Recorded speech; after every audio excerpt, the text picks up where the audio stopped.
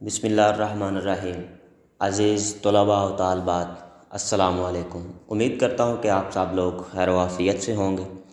तो जी, जैसे कि आपको मालूम है कि उर्दू के सिलेबस के हवाले से अगर बात की जाए तो उर्दू का सिलेबस आपका बुनियादी तौर पर 3 हिस्सों में तकसीम किया गया है। सबसे पहले हिस्सा नस्र है, फिर हिस्सा नज़्म है और हिस्सा गज़ल है। तो इसके मुताबिक अगर देखा जाए तो आपका हिस्सा नस्र जो है वो भी मुकम्मल हो चुका है, हिस्सा नज़्म और हिस्सा गज़ल जो है वो भी मुकम्मल हो चुका है। तो आज इसी सिलसिले को आगे बढ़ाते हुए हम असाइनमेंट्स के हवाले से जो है वो अपनी दर्स व तदरीस का काम जो है वो शुरू करते हैं। तो सबसे पहले आपको आज एक असाइनमेंट दी जा रही है। उसमें क्या है जी, मीर तकी मीर की जो आपने पहली गज़ल है उसकी असाइनमेंट बनानी है। और असाइनमेंट बनाने का मकसद या असाइनमेंट बनवाने का मकसद क्या है? तो प्यारे बच्चों, उसका मकसद सिर्फ़ और सिर्फ यही है कि आप लोग जो है वो जब बोर्ड का इम्तहान देने के लिए कमरा इम्तहान में बैठ जाएं और आपके सामने क्वेश्चन पेपर आ जाए तो उस वक्त आपको हर क्वेश्चन को हल करने का फ़न आना चाहिए। लिटरेचर है, अदब है, तो ये एक आर्ट है। आर्ट उसी वक्त आप कर सकते हैं जब आप उसकी मश्क करेंगे, उसकी प्रैक्टिस करेंगे। तो आज हम अपना जो मौजू है असाइनमेंट्स के हवाले से वो मीर की गज़ल है, तो उसको देखते हैं। क्योंकि जी क्वेश्चन पेपर में हिस्सा गज़ल की अगर बात की जाए तो आपके 10 नंबर का पेपर आएगा और वो 10 नंबर आपके कैसे होते हैं, 3 शेर आपको दिए जाएंगे, उनकी आपने तशरीह करनी है। 3 शेरों की तशरीह जो है वो 3-3 नंबर आपके तशरीह के होंगे और बाकी बचता है 1 नंबर। वो आपका 1 नंबर जो है वो शायर के नाम का होगा। अब जी 3 शेर आपके सामने मौजूद हैं जिनकी आपने असाइनमेंट में तशरीह करनी है। और तशरीह आपने इस अंदाज़ से लिखनी है कि आपने यही तसव्वुर करना है कि आप कमरा इम्तहान में बैठे हैं और अपने पेपर में अपना सवाल हल कर रहे हैं। तो जी समाअत फरमाइए। जिस सर को गुरु राज है या ताज वरी का, जिस सर को गुरु राज है या ताज वरी का, कल उस पे यही शोर है फिर नोहा गरी का। आफाक की मंजिल से गया कौन सलामत, आफाक की मंजिल से गया कौन सलामत, असबाब लुटा राह में या हर सफरी का। हर ज़ख्म जिगरे दावरे महशर से हमारा, हर ज़ख्म जिगरे दावरे महशर से हमारा, इंसाफ तलब है तेरी बेदादगरी का।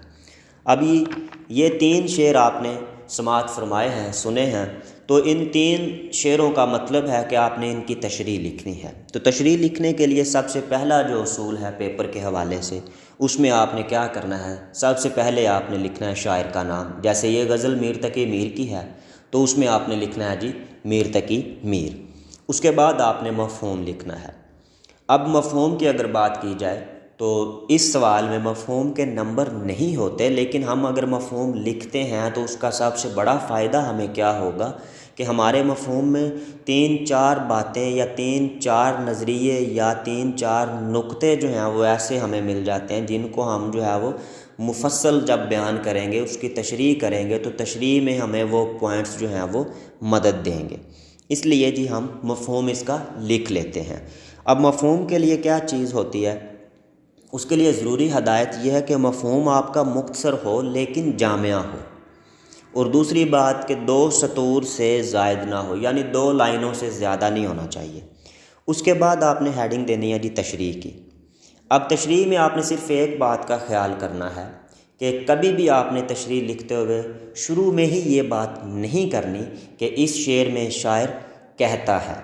जब आप ये लिखेंगे कि इस शेर में शायर कहता है तो उससे महसूस होगा कि बच्चे ने सारी की सारी रटे वाली बात जो है वो याद कर रखी है। इसको हमने थोड़ा सा बदलना है। बदलना क्यों है? हमने सुना है जी कि उर्दू कम नंबर जो है वो नहीं देती या उर्दू नंबर कम देती है। तो प्यारे बच्चों, उर्दू आपको नंबर देती है, बस आपको फ़न आना चाहिए नंबर लेने का। अगर आपने वो फ़न सीख लिया है तो उर्दू आपको नंबर देगी।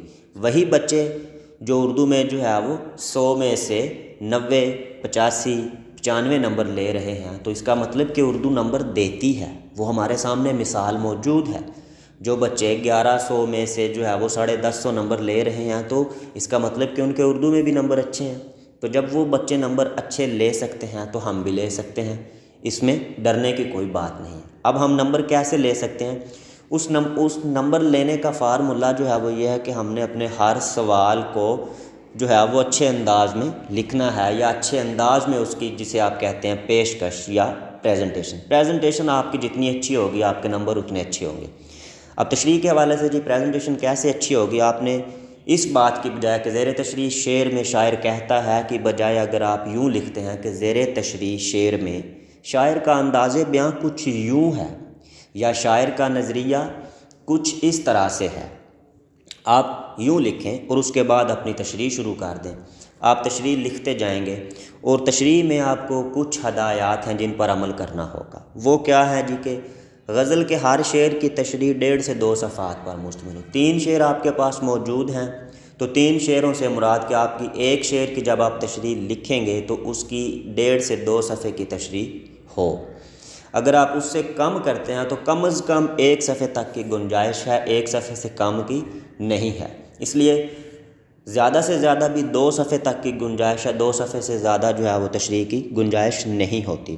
اس کے بعد آپ کو ایک تیسری بات جو نظر آ رہی ہے کہ حوالے کے اشعار تشریح میں ضرور لکھیں۔ اب حوالے کے اشعار سے مراد کہ اس شعر کی تشریح کرتے ہوئے اس خیال پر یا اس نظریے پر یا شاعر کی اس سوچ کے حوالے سے آپ کو کوئی کسی اور شاعر کا کلام یاد آ گیا، کوئی احادیث کی جو ہے وہ مفہوم کے طور پر کوئی بات یاد آ گئی، کسی قرآنی حوالے کی کوئی بات یاد آ گئی، یعنی کہ کوئی بھی حوالہ آپ کے پاس موجود ہے، کوئی کوٹیشن ہے، کوئی شعر ہے، تو آپ اس کو اپنی تشریح میں حوالے کے طور پر استعمال کر سکتے ہیں۔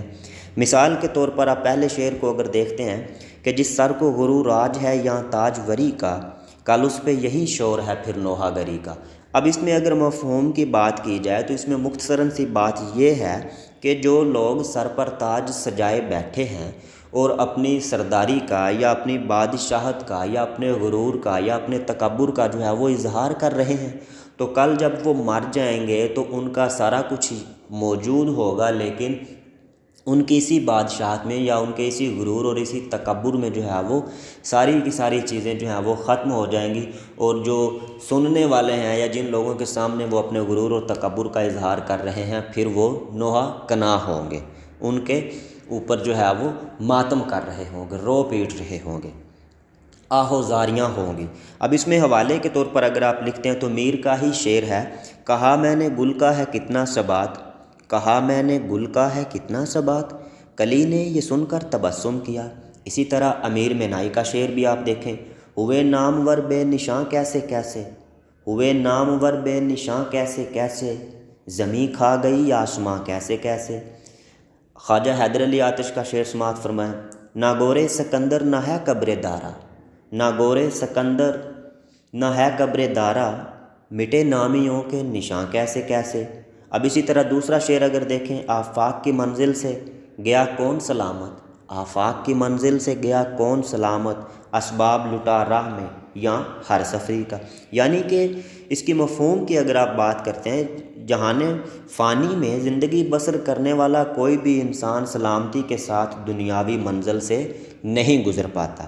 مثال کے طور پر دنیاوی منزل سے سلامت وہی جا سکتا ہے جو اس دنیا فانی میں آیا اور اس نے اس میں آ کے جو کچھ کمایا یا جو کچھ حاصل کیا، اگر وہ مرنے کے بعد وہ اپنا سارا کچھ اسباب یا اپنا سارا مال و دولت یا جو اس نے حاصل کیا وہ سارا اپنے ساتھ لے جائے تو پھر اس کا مطلب کہ وہ اس دنیا فانی سے سلامت چلا گیا ہے۔ اگر وہ یہ سارا کچھ نہیں لے جا سکتا تو پھر وہ اس دنیا فانی سے جو ہے وہ سلامت نہیں گیا، کیونکہ اس نے اپنا سارا مال و دولت جو ہے وہ یہیں پر استعمال کر کے اور یہیں پر جو ہے وہ اس نے چھوڑ دیا ہے۔ مثال کے طور پر اگر اس کی بات کی جائے تو اس میں آپ حوالے کے شعر میں کیا بات کر سکتے ہیں، اس میں آپ دیکھیں جی، مرزا شوق لکھنوی کا شعر ہے کہ موت سے کس کو رستگاری ہے، موت سے کس کو رستگاری ہے، آج وہ کل ہماری باری ہے۔ یعنی کہ موت سے کوئی بندہ انکار نہیں کر سکتا۔ اسی طرح ناصر کاظمی صاحب کا شعر جو ہے وہ بھی آپ حوالے کے طور پر استعمال کر سکتے ہیں کہ گرداب سے نکلے بھی تو جائیں گے کہاں ہم، گرداب سے نکلے بھی تو جائیں گے کہاں ہم، ڈوبی تھی جہاں ناؤ یہ ساحل تو وہی ہے۔ اسی طرح تیسرا شعر دیکھیں آپ، ہر زخم جگر داور محشر سے ہمارا، ہر زخم جگر داور محشر سے ہمارا، انصاف طلب ہے تیری بے دادگری کا۔ یعنی کہ اس میں بات ہو رہی ہے کہ ہمارے جگر پر یا ہمارے دل پر جو زخم آ رہے ہیں جو زخم موجود ہیں، اب وہ زخم کیا ہے کہ کسی کی وجہ سے کسی کی جو دل آزاری ہوتی ہے یا کسی کا دل دکھتا ہے، کسی کو اذیت ملتی ہے، کسی کو تکلیف ملتی ہے، تو جس کی وجہ سے یہ سارے کا سارا عمل ہو رہا ہوتا ہے، پھر جس پہ ہو رہا ہوتا ہے وہ جو ہے وہ روز محشر اللہ تعالیٰ سے جو ہے وہ اس کے خلاف جو ہے وہ انصاف طلب کرے گا، اور وہ بندہ جو ظلم کر رہا ہے، جو اذیت دے رہا ہے، جو ناانصافی کر رہا ہے، جو دوسروں کا دل دکھا رہا ہے، انہیں تکلیف پہنچا رہا ہے، پھر اس کو جو ہے وہ روز محشر اللہ کے پاس جو ہے وہ اسے اس سارے کے سارے عمل کا جو ہے وہ حساب دینا ہوگا۔ اسی طرح اس میں حوالے کے طور پر اگر آپ شعر لکھتے ہیں تو آپ لکھ سکتے ہیں کہ گلہ لکھوں میں اگر تیری بے وفائی کا، گلہ لکھوں میں اگر تیری بے وفائی کا، لہو میں غرق سفینہ ہو آشنائی کا۔ یہ شعر مرزا محمد رفیع سودا کا ہے۔ اسی طرح آنند نارائن کا شعر لکھ سکتے ہیں آپ، وہ دنیا تھی جہاں تم روک لیتے تھے زباں میری، وہ دنیا تھی جہاں تم روک لیتے تھے زباں میری، یہ محشر ہے یہاں سننی پڑے گی داستاں میری، یہ محشر ہے یہاں سننی پڑے گی داستاں میری۔ تو بچوں، یہ آپ کے اسائنمنٹ کے موضوع کو میں نے وضاحت کے ساتھ پیش کیا کہ آپ اپنا سوال جب لکھیں تو اس میں آپ کو معلوم ہو کہ آپ نے اپنے سوال کو کس طرح سے لکھنا ہے، اس میں حوالہ جات کا استعمال کیسے کرنا ہے، اس میں مفہوم کو آپ نے کس طرح سے لکھنا ہے، پھر اس میں آپ نے اس کی تشریح جو ہے وہ کس طرح سے لکھنی ہے اور کتنی حد تک لکھنی ہے۔ تو یہ ساری شرائط بھی آپ کو جو ہیں وہ بتا دی ہیں، پھر اس کا طریقہ کار بھی بتا دیا ہے، حوالہ جات کا استعمال کرنے کا طریقہ بھی آپ کو بتا دیا ہے۔ تو بچوں، آپ نے اب اس موضوع پہ یا اس سوال پہ آپ نے اسائنمنٹ بنانی ہے، اور اپنی اسائنمنٹ بنا کے جو ہے وہ اپنے گروپ میں جو ہے وہ آپ نے فارورڈ کر دینی ہے، اور اسی اسائنمنٹ کو دیکھ کے آپ کی جو ہے وہ اٹینڈنس بھی لگائی جائے گی۔ جس بچے کی اسائنمنٹ جو ہے وہ ہمارے پاس آ جائے گی اس کی اٹینڈنس ہو جائے گی، اور جس کی نہیں آئے گی اس کی ایک تو اٹینڈنس نہیں ہوگی، اور دوسرے نمبر پہ جو ہے وہ اس کے نام پر وارننگ لیٹر جاری کر دیا جائے گا، جس کا جو ہے وہ لب لباب یہ ہوگا کہ اس کے بعد وہ اپنی آن لائن کلاسز میں اسی وقت بیٹھ سکتا ہے یا اسی وقت اپنا جو ہے وہ تعلیمی نظام جو ہے وہ آگے چلا سکتا ہے جب وہ اپنے والدین کے ساتھ پرنسپل صاحب کے آفس میں آئے گا اور پرمیشن لے گا۔ جب پرنسپل صاحب پرمیشن دیں گے تو باقی کی تعلیم یا باقی کا جو کام ہے وہ اس کے بعد کر سکے گا۔ تو اس لیے میری طرف سے میرے تمام عزیز طلباء و طالبات کو نیک تمناؤں اور نیک دعاؤں کے ساتھ والسلام، شکریہ، سلامت رہیے، آباد رہیے، خوش رہیے۔